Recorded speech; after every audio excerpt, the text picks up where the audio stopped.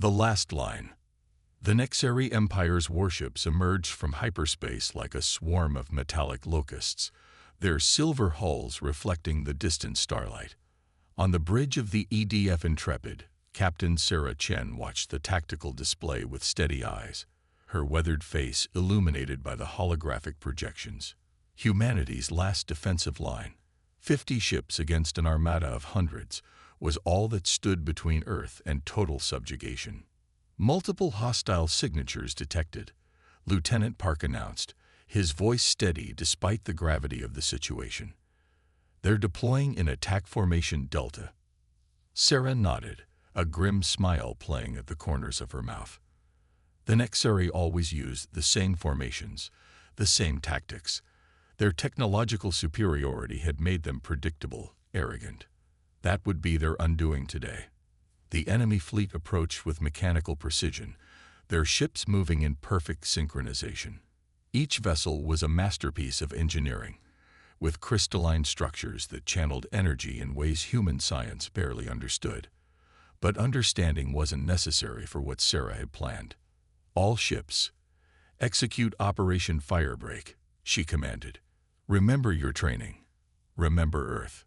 The human fleet scattered in what appeared to be panic, breaking formation as the Nexeri advanced. To the Empire's tactical computers, it looked like chaos, exactly as planned. The enemy pressed forward, their energy weapons charging with an ominous purple glow. They're taking the bait, Commander Rodriguez reported from tactical, lead elements advancing past the targeting markers. Sarah's fingers tightened on her command chair. Time seemed to slow as she watched the Nexeri fleet move deeper into the trap. They had conquered 1,000 worlds with their superior technology, but they had never faced humanity's desperate ingenuity. Captain, receiving transmission from the Nexeri command ship, Communications Officer Zhang announced. They're demanding our immediate surrender. No response, Sarah ordered. Maintain radio silence. The Nexeri ships pressed forward, their sensors detecting nothing unusual. Their arrogance was their weakness. They never considered that a primitive species could threaten them. They didn't notice the subtle distortions in space around them, the carefully placed gravitational mines that human scientists had developed in secret. All ships in position, Rodriguez confirmed. Waiting for your order. Sarah took a deep breath. Execute Operation Firebreak. All ships, fire. The space around the Nexeri fleet erupted in chaos. Dozens of gravitational mines detonated simultaneously, creating a web of localized space-time distortions. The perfect formation of enemy ships suddenly found themselves pulled in different directions, their carefully calculated trajectories disrupted. Direct hits confirmed. Their formation is breaking up, Rodriguez called out, excitement creeping into his voice. The human fleet struck from multiple vectors, their weapons targeting the now exposed weak points in the Nexeri ship's defenses. What had seemed like a chaotic retreat was revealed as a carefully orchestrated trap, catching the enemy between overlapping fields of fire. Multiple enemy vessels disabled, Park reported. Their shield harmonics are failing. Sarah leaned forward. Launch fighters. Target their command and control nodes. Don't let them regroup. Squadrons of Earth's newest fighters streamed from the launch bays of every human vessel. Unlike the sleek, advanced craft of the Nexeri, these were ugly, practical machines built for one purpose: to exploit the weaknesses humanity had discovered in enemy defenses. The battle raged for hours, a desperate dance of technology versus tenacity. The Nexeri tried to adapt, but their rigid tactical programming couldn't match the flexibility of human pilots and commanders who could improvise, who could think outside the parameters of optimal strategy. Enemy fleet at 60% strength and falling, Rodriguez announced. They're beginning to withdraw. Sarah allowed herself a small smile. Not today. Signal the second wave. It's time to show them why you don't corner humanity. From behind Earth's moon, a second human fleet emerged, smaller ships, but faster, carrying weapons specifically designed to target Nexeri systems. The Empire had never faced an enemy that could adapt so quickly, that could turn their own technological advantages against them. Multiple enemy ships breaking formation, Park reported. They're retreating. The bridge crew cheered, but Sarah remained focused. This was only the beginning. The Nexeri would return, and they would be angry. But humanity would be ready. They had proven today what she had always known, that determination and adaptability could overcome even the most advanced technology. As the enemy fleet retreated into hyperspace, Sarah opened a channel to all human ships. Well done, everyone. Today we've shown the galaxy that humanity won't go quietly. But this is just the first battle. The real war begins now. She looked out at the stars, knowing that news of this victory would spread across the galaxy. Other species who had bowed to Nexeri supremacy would hear that someone had finally stood up to the Empire, and they would watch carefully to see what happened next. Damage report, she ordered, already thinking about the battles to come. They would need every advantage, every scrap of intelligence they could gather from this engagement. The Nexeri would learn from this defeat, but humanity would learn faster. Prepare to recover our fighters and begin repairs, she commanded, and get me a secure channel to Earth Defense Command. They need to know that Operation Firebreak was a success, and that we've just changed the rules of this war. The bridge crew moved with renewed purpose, their earlier fear replaced by determination. They had proven that humanity could not only survive but fight back effectively against the most powerful empire in known space. It wasn't technology that would decide this war, but the will to keep fighting, to keep adapting, to never surrender. As Sarah began composing her report to command, she knew this victory would be studied for years to come. Not because of superior technology or overwhelming force, but because it demonstrated humanity's greatest strength, the ability to face impossible odds with innovation, courage, and the unwavering determination to survive. The stars seemed brighter somehow as the Intrepid moved to retrieve its fighters. Humanity had drawn its line in the cosmos, and the galaxy would never be the same. The hidden strength. Deep within the underground laboratories of Lumna Base, Dr. Marcus Rivera stared at the captured Nexeri shield generator with bloodshot eyes. For 3 weeks straight, he had barely left this room, surviving on synthetic coffee and determination. Scattered around him were dozens of holographic diagrams, each showing a different aspect of the alien technology's quantum structure. "You're still here." Dr. Emily Chang's voice carried a mix of concern and amusement as she entered the lab. "The victory at Earth bought us time, Marcus, not an excuse to work yourself to death." Marcus didn't look up from his work.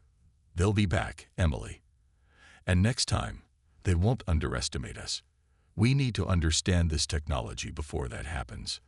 The shield generator pulsed with a faint purple glow, its crystalline matrix humming at a frequency just below human hearing. It was beautiful, in its way, a testament to the Nexeri's technological advancement. But Marcus had begun to see something else in its intricate patterns, something the Nexeri themselves had missed. "Look at this," he said, manipulating the holographic display.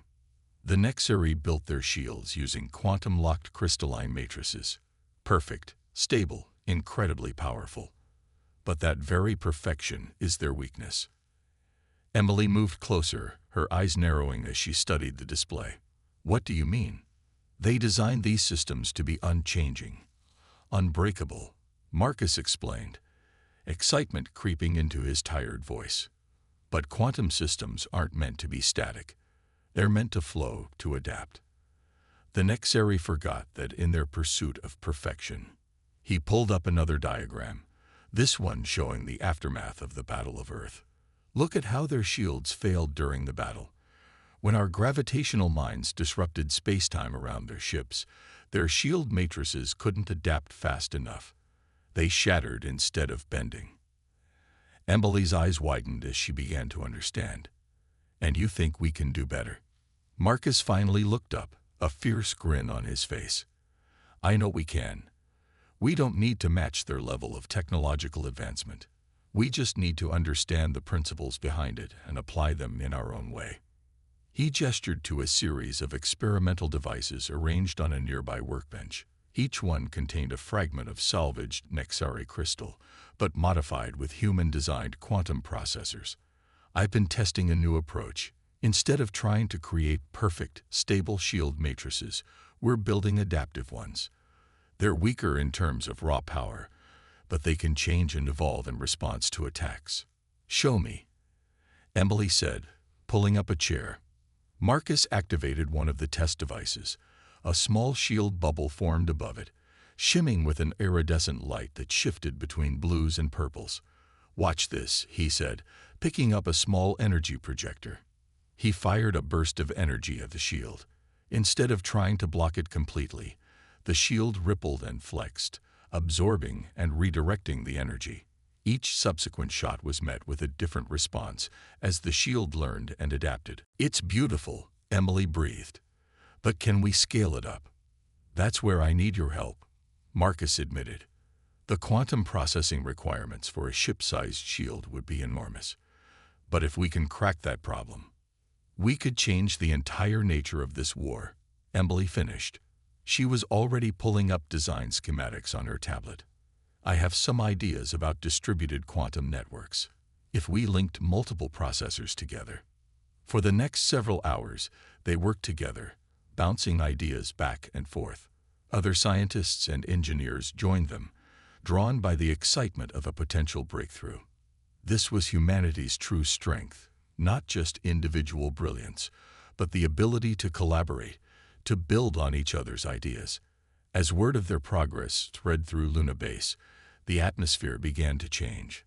Hope, which had been in short supply since the war began, started to return. Humanity might be technologically behind the Nexari, but they were proving that innovation and adaptability could level the playing field.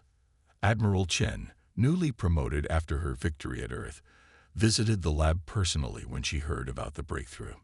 She watched the demonstration with intense focus, asking sharp questions about deployment timeframes and resource requirements. "How soon can we begin retrofitting our ships?" she asked after seeing the test shield shrug off a barrage that would have overwhelmed standard defenses. "We'll need at least a month to scale up production," Marcus replied. "But there's something else you should know." He pulled up a new set of diagrams. "These adaptive shields don't just protect against attacks. They learn from them. Each engagement will make them stronger, more efficient." A slow smile spread across Sarah's face. "Just like us," she said softly. "The Nexari think technology is about achieving perfection. We know it's about constant improvement." She turned to her aide. "I want every available resource directed to this project, and get me a secure line to the other fleet commanders. It's time to start planning our counteroffensive." As the Admiral left to make preparations, Marcus turned back to his work with renewed energy.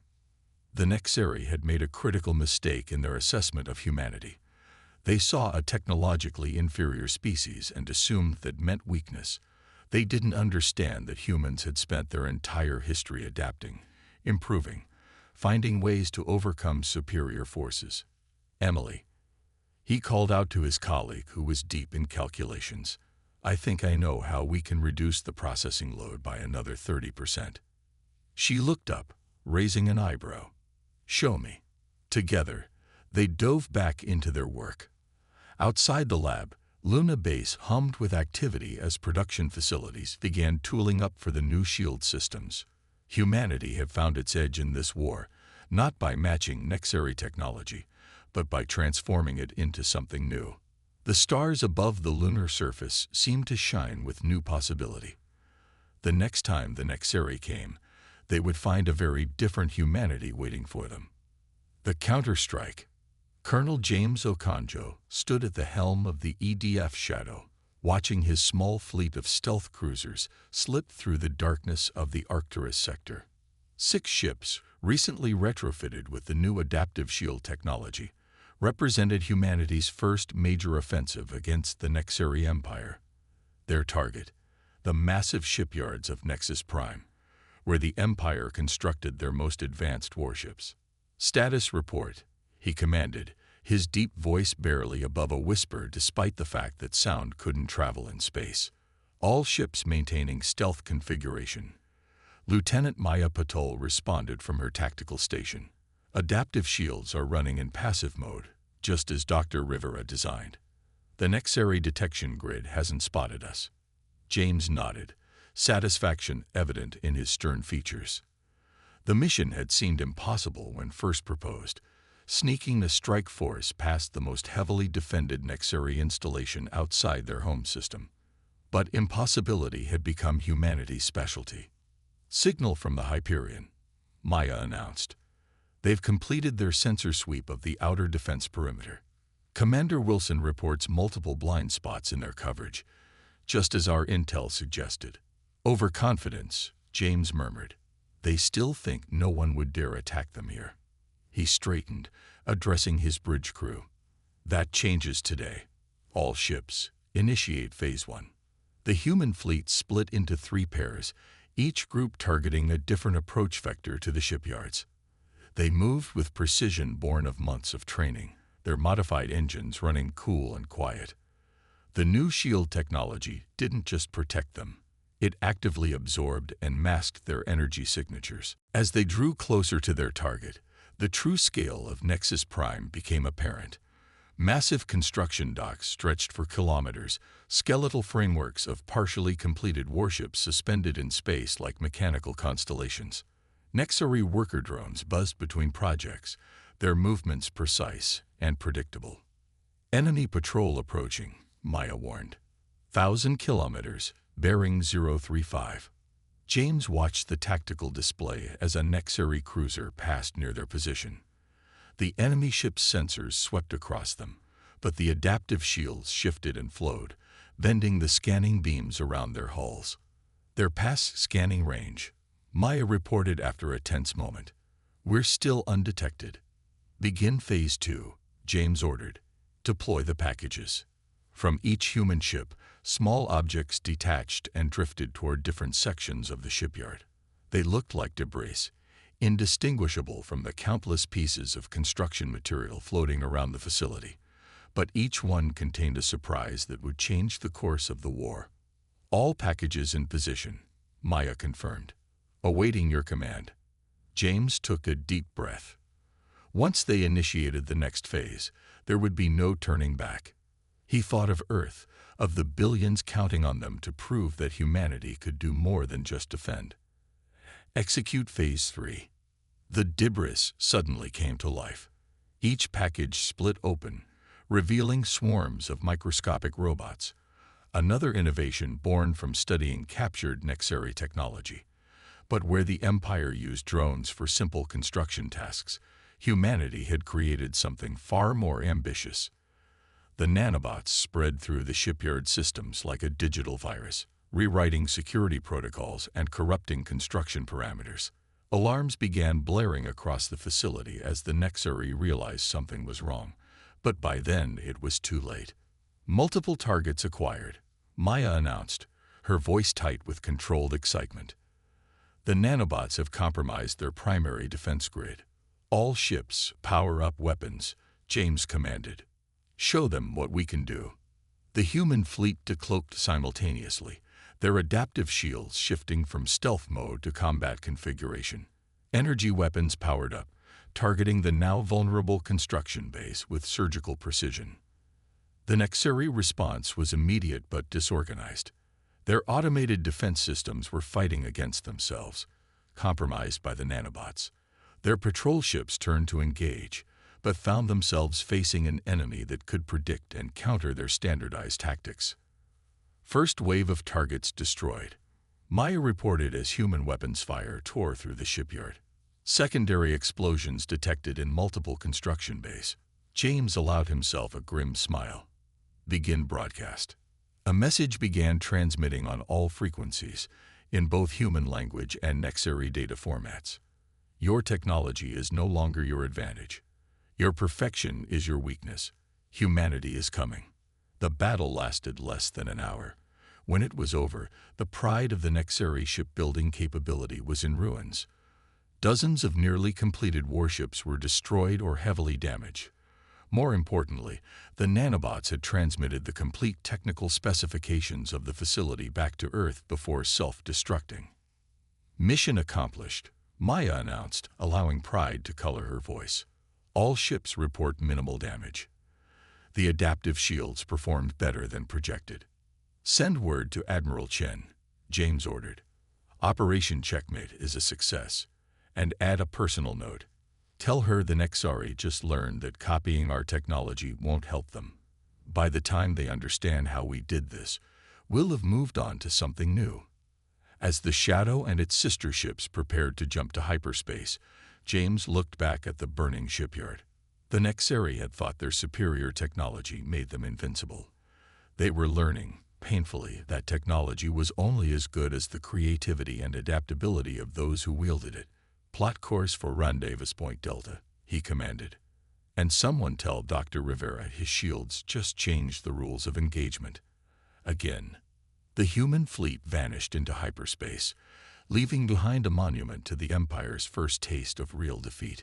The message would spread quickly through Nexari space. Humanity wasn't just fighting back, they were taking the war to the enemy's doorstep. The Alliance. Ambassador Elena Torres stood in the grand chamber of the Araxian Hive Council, trying not to show her amazement at the living architecture around her.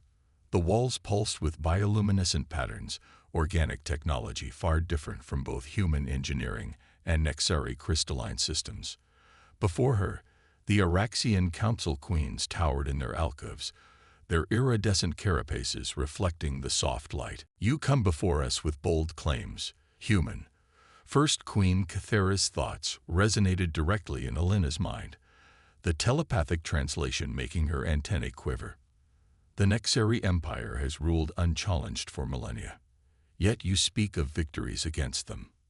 Elena activated a holographic projector, showing footage from the Battle of Earth and the raid on Nexus Prime.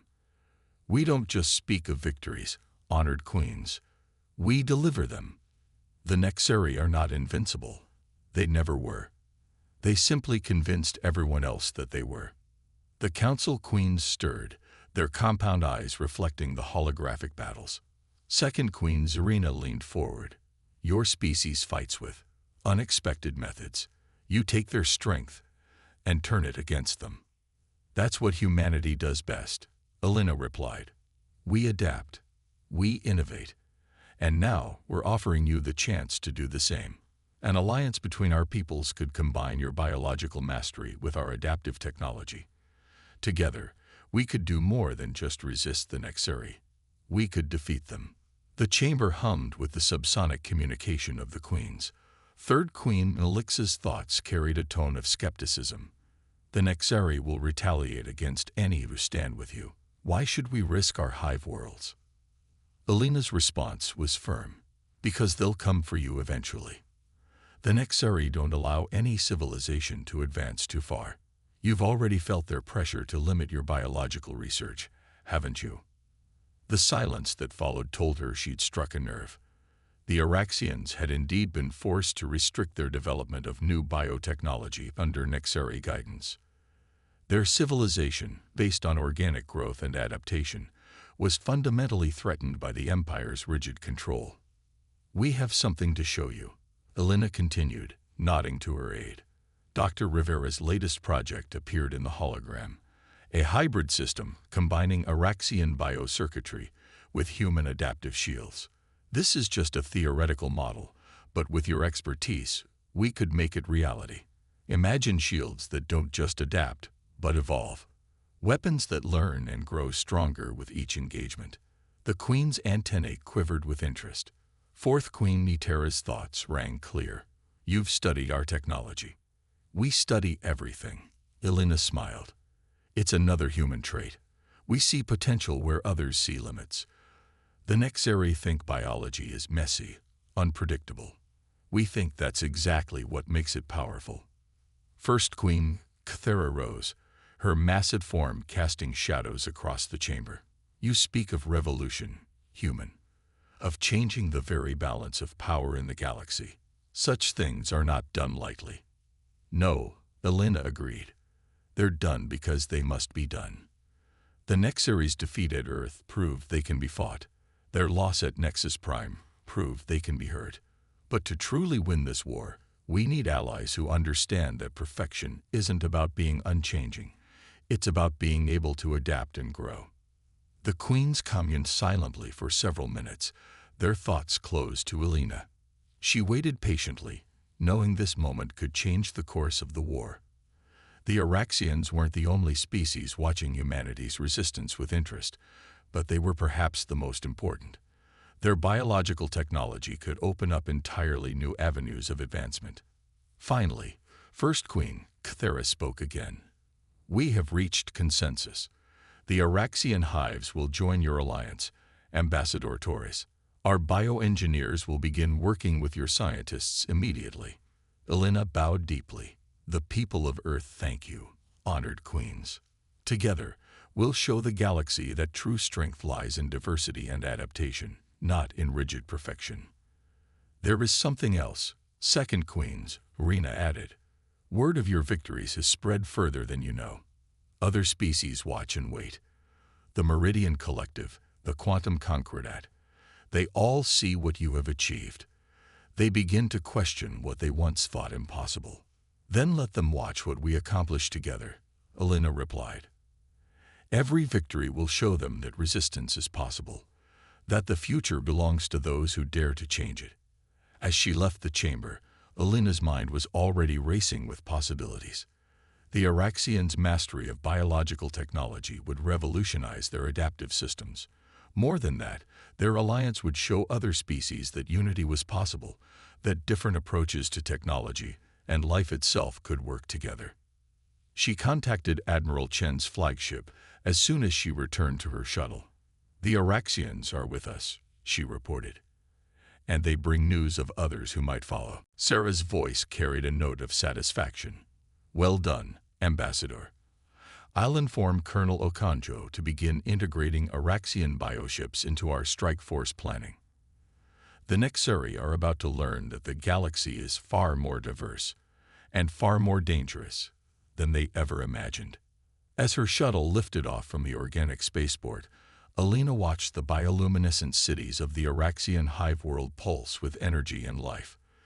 The Nexeri had tried to suppress this beautiful, evolving technology. Instead, they had created another ally for humanity's cause. The war was entering a new phase. It was no longer just about survival. It was about proving that the future belonged to those who could embrace change, who could learn and grow and adapt. The galaxy was awakening to a new possibility, that perfection wasn't an end state, but a journey of constant evolution. The turning point.